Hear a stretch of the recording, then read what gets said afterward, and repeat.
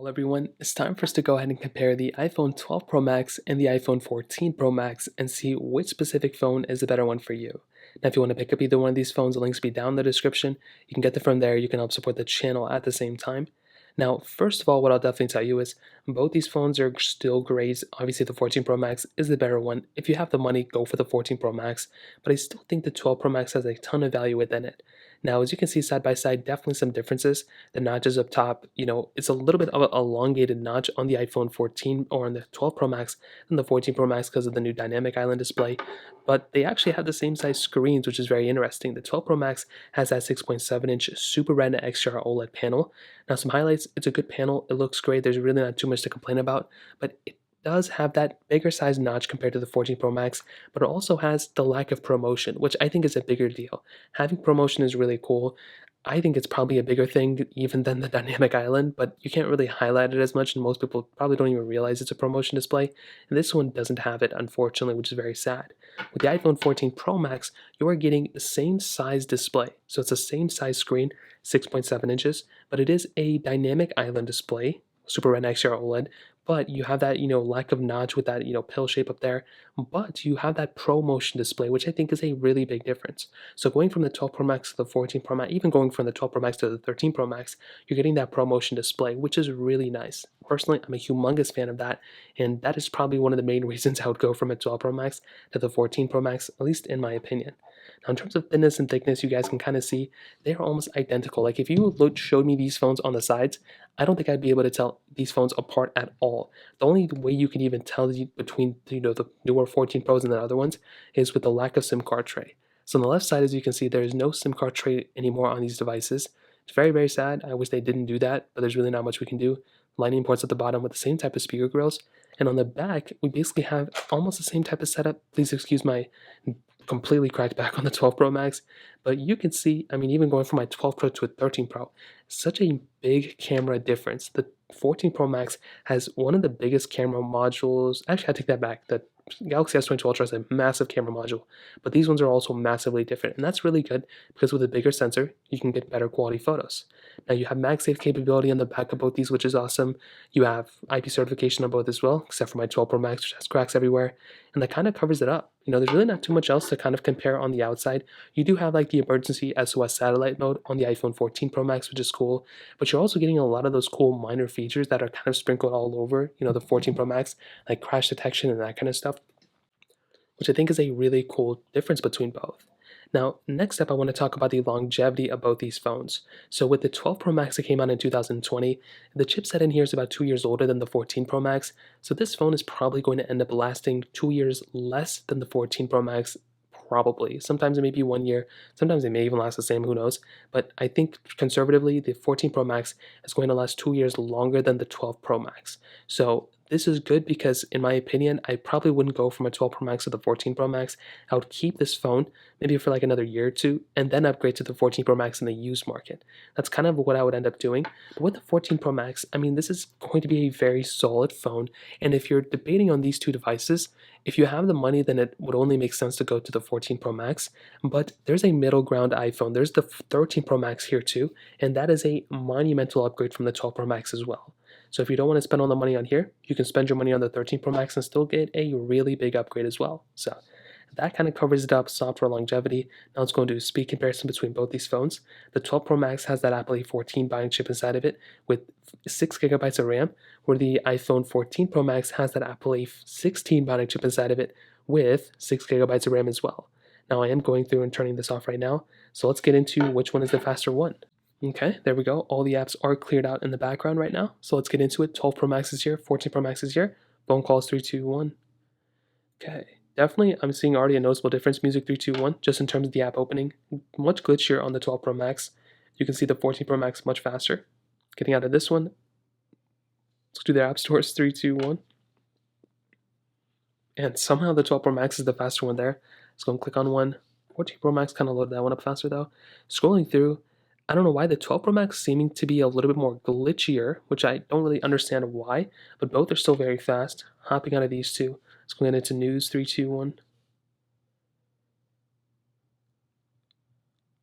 Okay, 12 Pro Max got into that continue sign at the bottom a little bit faster. Very, very strange. Apple TV 321. Okay, about the same thing. Podcast 321. About the same thing too. 14 Pro Max probably faster. Clock 3.2. I don't even know what the clock thing is. 3.2.1. Okay, that one kind of covers it up there. Let's go and hop into another one. Let's do mail 3.2.1. Okay, about the same thing. Photos 3.2.1. Okay, two different pop-ups on both as well. Camera 3.2.1. Let's take a photo. Let's open up that photo. That was actually faster on the 12 Pro Max there. Very, very strange. I already did photos. Calendar 3.2.1. Okay, about the same thing. And notes 3.2.1. Okay, about the same thing. Reminders 3.2.1. Okay, about the same thing as well. In this specific page, let's go and open up health, which I don't even have, 3.2.1. Okay, so I'm kind of seeing a recurring trend here. It seems like they're a lot more similar than not. Temple Run 2, 3.2.1.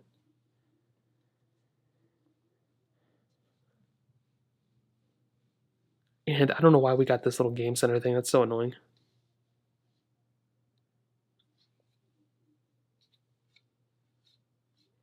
And that kind of covers up this one. I mean, I'm kind of seeing a recurring trend here between the 12s to the iPhone 14s. I'm not really seeing that big of a difference. If anything, a lot of the differences are due to these phones being brand new and these ones being used a little bit. But I haven't used this 12 Pro Max that much. I kind of just bought it to like recently, so it really hasn't even been that old. So because of that, you're probably going to be getting similar speeds from a brand new 12 Pro Max and maybe a brand new 14 Pro Max. Who knows? But I would say from this initial speed comparison, definitely something like the iPhone 14 Pro Max is going to be the faster one in the long term. But these two are very similar as well. So in terms of that, that kind of covers it up there. Now hitting on the cameras, in my opinion, like I said before, I think the 14 Pro Max's cameras are definitely worthwhile. They're definitely the better cameras right now. But I don't know if I would go from a 12 Pro Max camera to the 14 Pro Max camera just because of the cameras. I think there would be other things I would go and upgrade to. With the 12 Pro Max wide, ultra-wide telephoto lens, you have 4K 60 on the front and the back, which is beautiful. You have a lot of capability with that LiDAR sensor too, which is really awesome. And personally, this is still a very good camera. I haven't really had too many complaints with this. I've had other complaints with the 12 series, but with this one, I mean, you still have, you have 10x zoom or 12x zoom, which is really nice. You have the ultra-wide sensor, which is great. For a lot of people, that's probably all you need, if I'm being honest. That's probably all you will ever need for this type of device.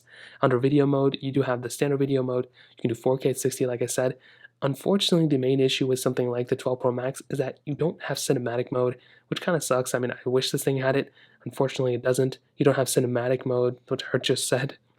But I do think for pretty much every single person out there, you're probably going to be completely okay with this type of phone.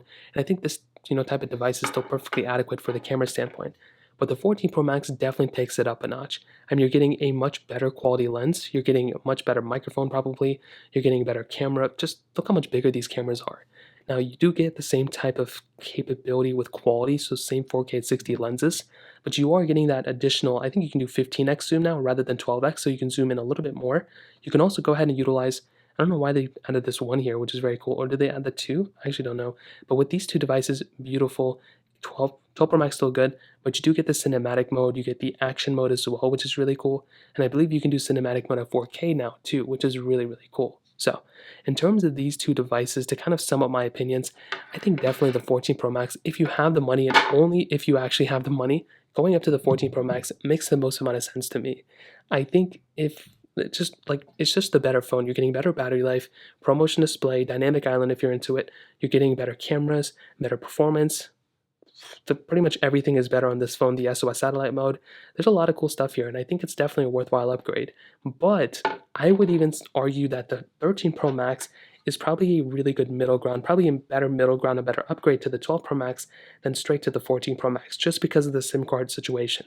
Lots of people I've been reading online have been having issues with the SIM card tray and all that other stuff with the lack of SIM card tray thereof. So I'd probably go from a 12 Pro Max to a 13 Pro Max. You're saving some money. You don't have to deal with the SIM card and eSIM thing. And while the eSIM technology is getting better and better, probably in the next few months it's going to be like a SIM card at that point. I'd probably then go and upgrade, but I still think you can use your 12 Pro Max. Like if you get this phone, it's like almost like 85% of what the 14 Pro Max is. So I'd probably go from a 12 Pro Max to a 14 Pro Max if you have the money.